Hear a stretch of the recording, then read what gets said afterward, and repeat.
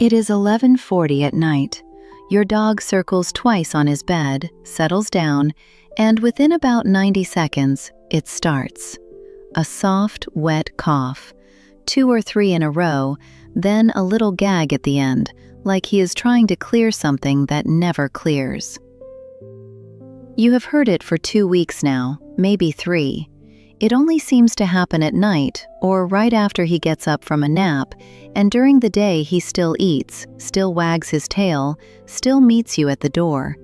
So you have told yourself it is allergies, or something he swallowed, or kennel cough from the dog park.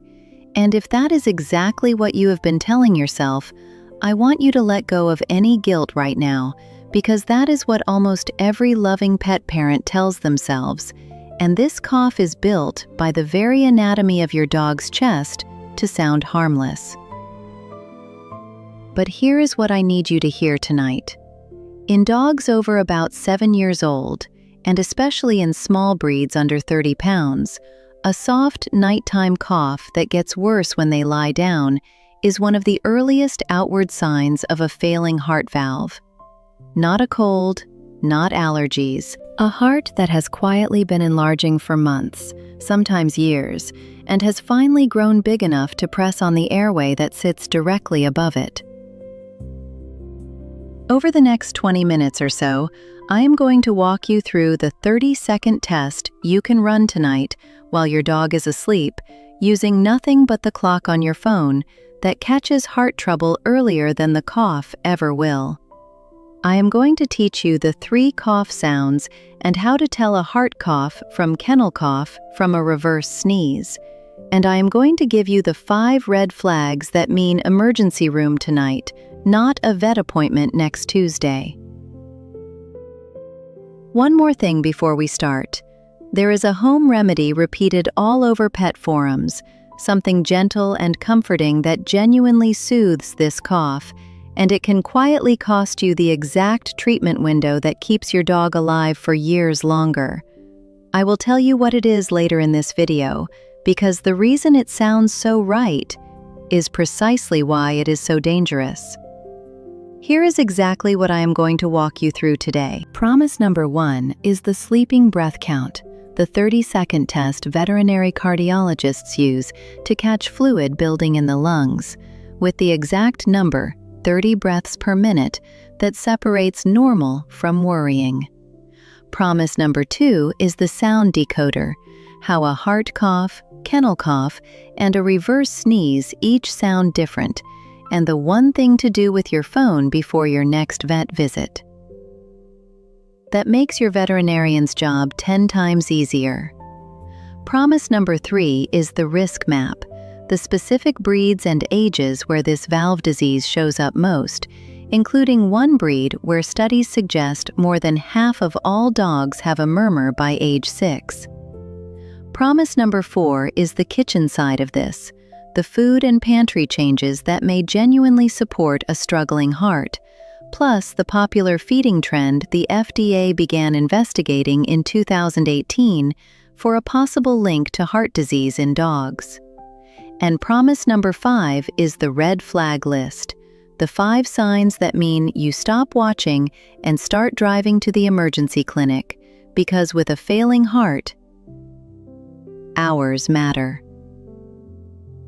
I am a veterinarian, and most of you know me as the Pantry vet. My caseload leans heavily towards senior dogs and small breeds, which means cough workups land on my exam table week after week, all year long.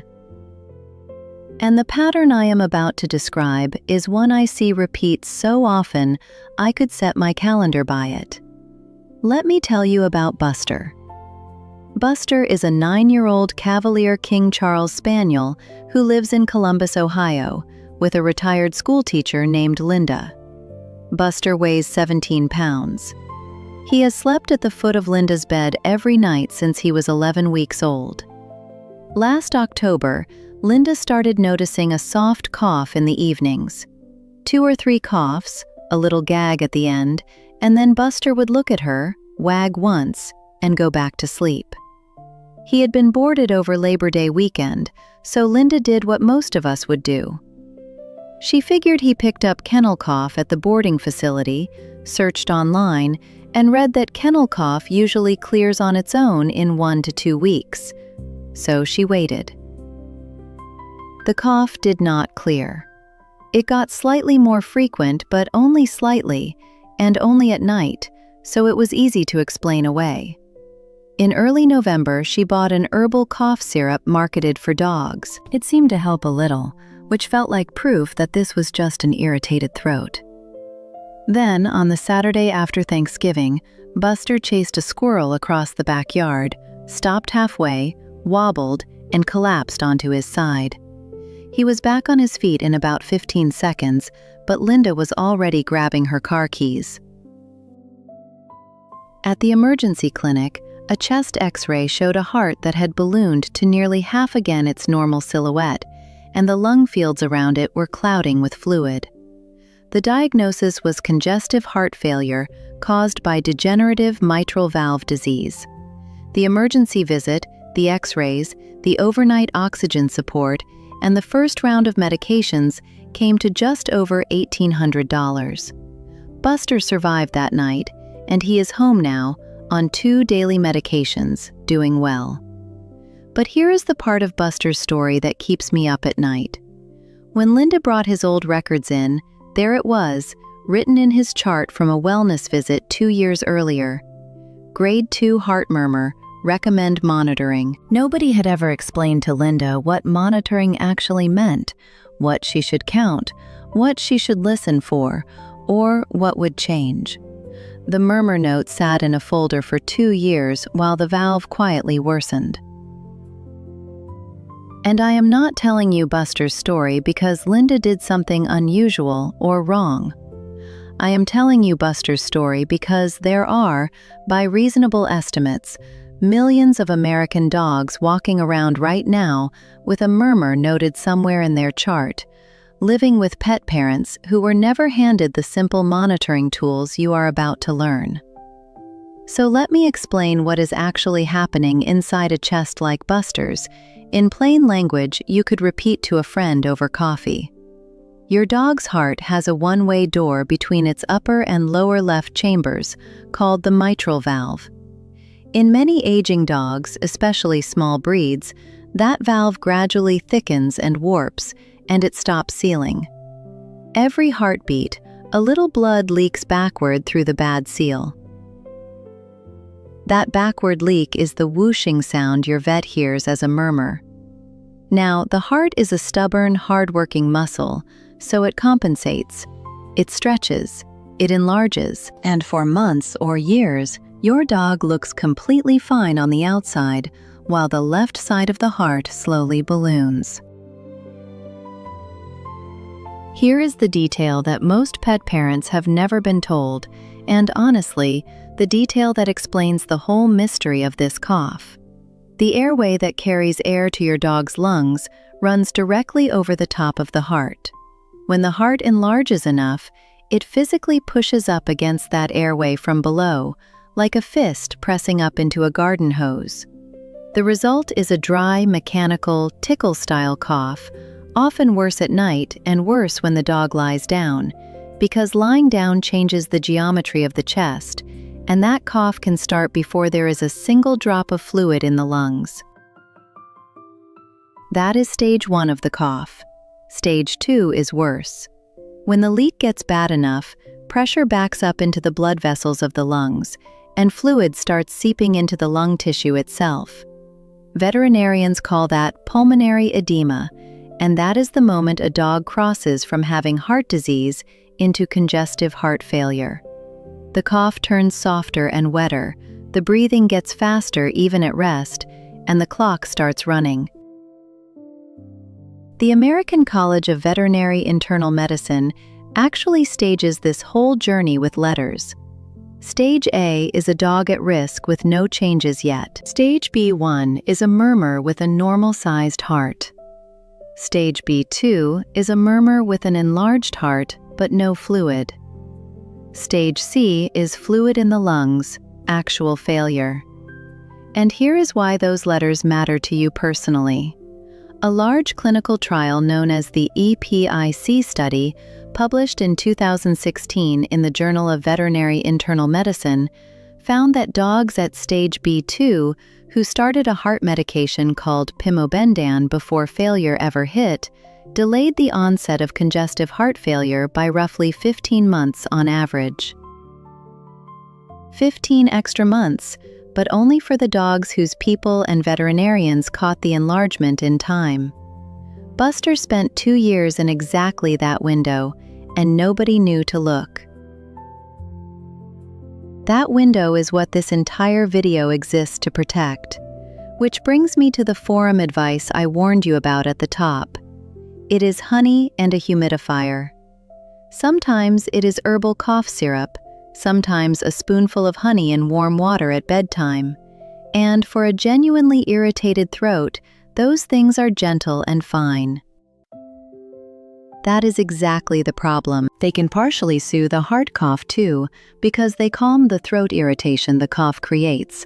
And every night the cough sounds a little softer, you become a little more convinced it is nothing. The remedy does not treat the heart at all.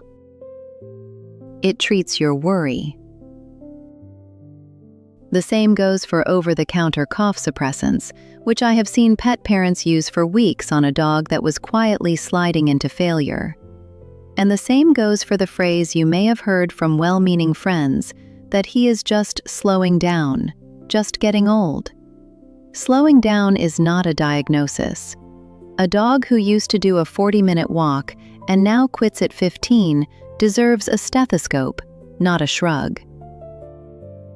The kennel cough rule of thumb, wait 2 weeks and it usually clears, is genuinely reasonable for a young dog with a harsh cough right after boarding or daycare.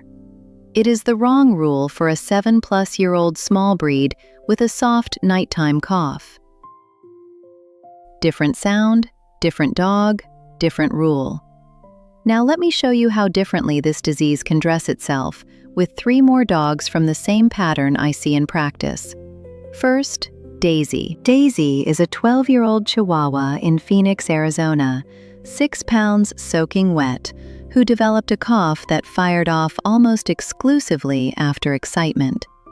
Doorbell rings, Daisy barks, and then comes a run of coughs ending in that signature gag. Her person, a nurse named Carmen, assumed it was tracheal collapse, which, to be fair, is also common in tiny breeds and can sound similar. Then, one afternoon at the groomer, Daisy fainted for a few seconds. The workup found a loud grade 4 murmur and a moderately enlarged heart, stage B2, right inside the treatment window the EPIC study described. Daisy started medication before fluid ever appeared, and more than a year later, she is still barking at that doorbell. Daisy is the case that shows what catching stage B2 actually buys you. Second, Scout. Scout is a 5-year-old golden retriever in Denver, 71 pounds, athletic, and far too young and far too large to fit the classic small breed valve story. Scout's only early sign was that he started lying down halfway through hikes he used to lead. No cough for months. When the cough finally arrived, the diagnosis was not valve disease at all, but dilated cardiomyopathy, a disease where the heart muscle itself weakens and stretches. And here is the part that made his family's stomach drop. Scout had eaten a boutique, grain-free kibble since puppyhood, and in 2018, the FDA opened an investigation into a possible link between certain grain-free, legume-heavy diets and this exact disease in breeds that historically rarely got it, including a striking number of golden retrievers. I want to be careful and honest here.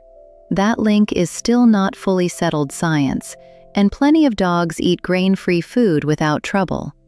But Scout's cardiologist switched his diet, checked his taurine levels, and started heart medication, and his follow-up scans showed measurable improvement, which mirrors what has been reported in a subset of these diet-associated cases. Scout is the case that says this is not only a small, old dog disease. Third, and this one matters most, Bella. Bella is a 10-year-old miniature schnauzer in Tampa, Florida, who never coughed. Not once. Her person, a retired firefighter named Ray, had watched a video like this one and started counting her breaths while she slept, once a week, writing the number on the kitchen calendar. In June, the number was 16. In July, it was low 20s. By late August, it hit 34, and Bella still looked normal, still ate breakfast, still trotted to the mailbox. Ray called his vet about a number on a calendar, and that call caught early fluid in her lungs before she ever showed a single dramatic symptom.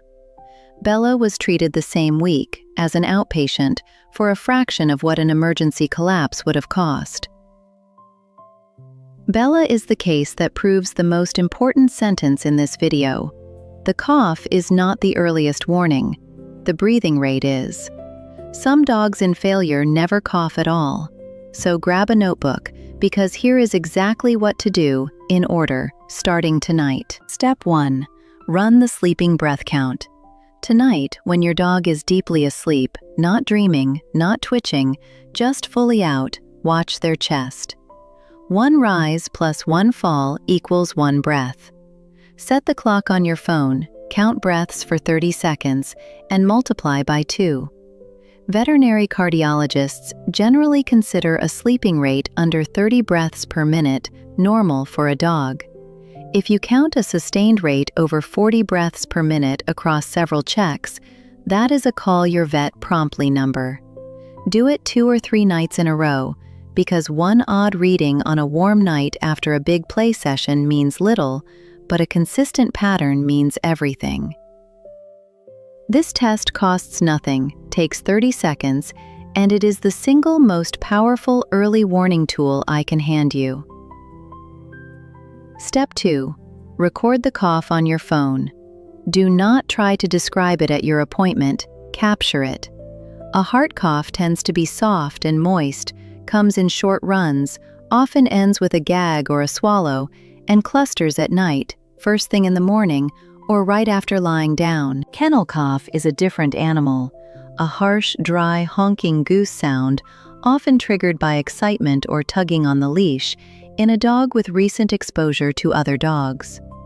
A reverse sneeze is different again, a rapid snorting inhale through the nose, alarming to watch, usually harmless, and it stops on its own in under a minute.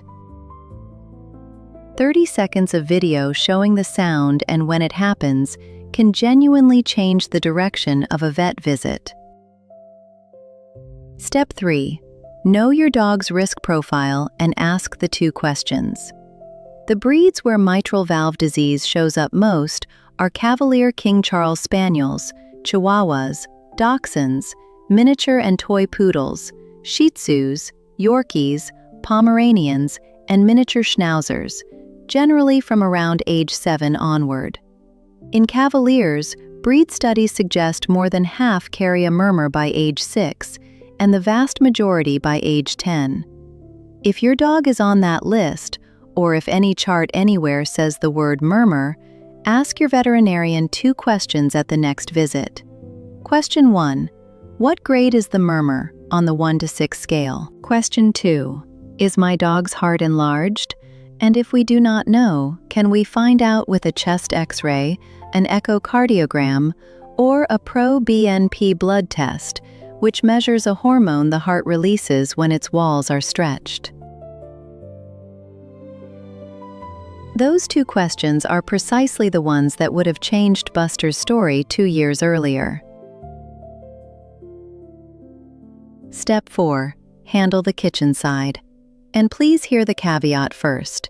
Talk to your veterinarian before changing food or starting any supplement, because heart patients are individuals.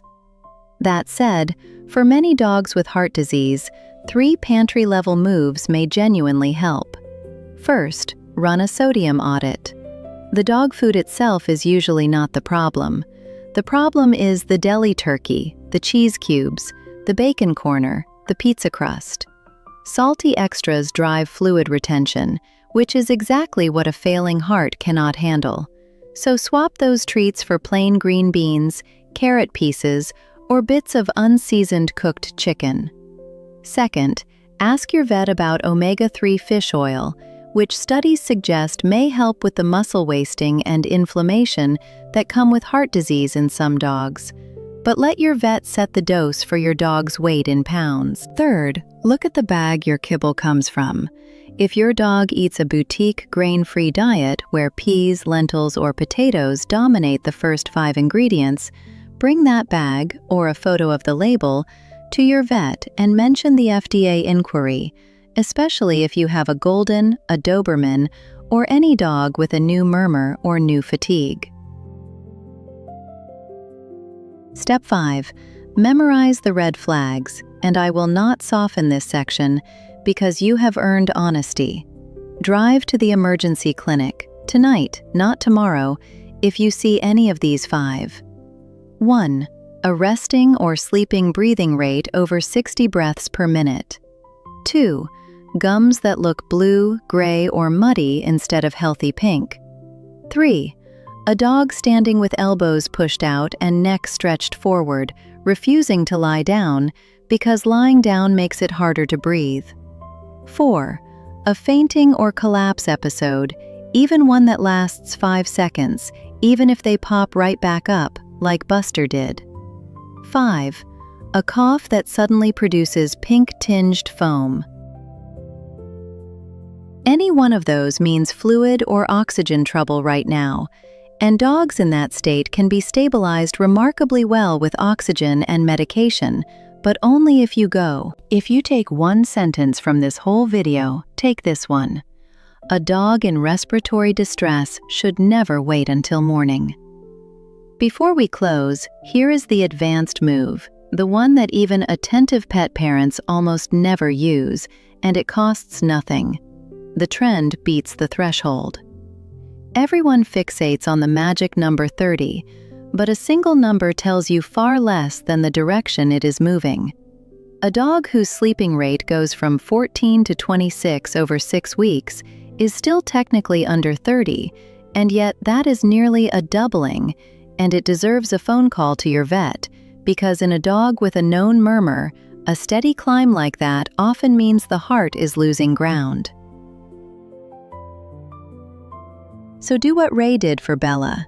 Pick one night a week, count for 30 seconds, double it, and write the number on the kitchen calendar or in your phone notes with the date. 5 seconds of record keeping turns you into an early warning system no annual checkup can match.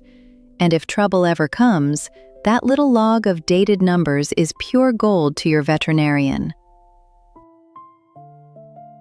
2 caveats so this works honestly. Do not count during dreams, when the paws twitch and the breathing naturally races.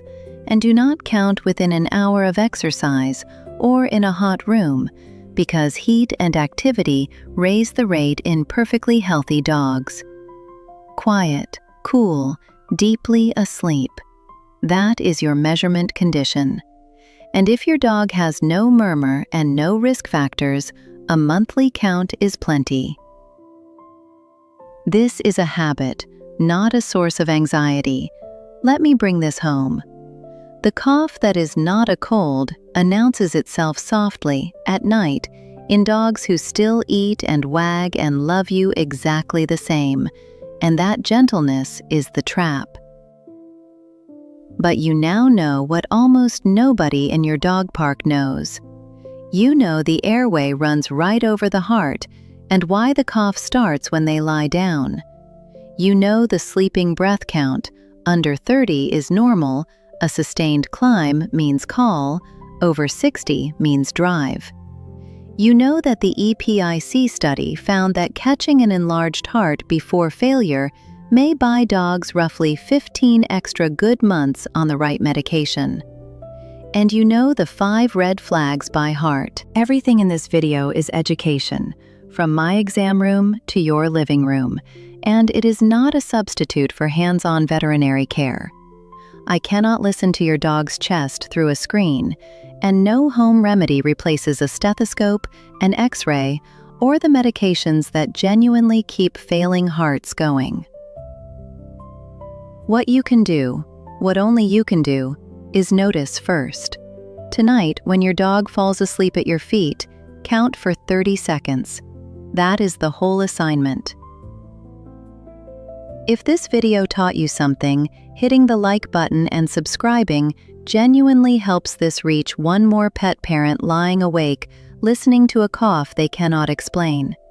And if you have a friend, a parent, or a neighbor with a small breed dog past their 7th birthday, especially a Cavalier, a Chihuahua, or a Dachshund, send them this video today, because the odds are real that there is a murmur in that dog's chart that nobody ever explained, and a 2-minute count tonight could hand them 15 extra months with their best friend.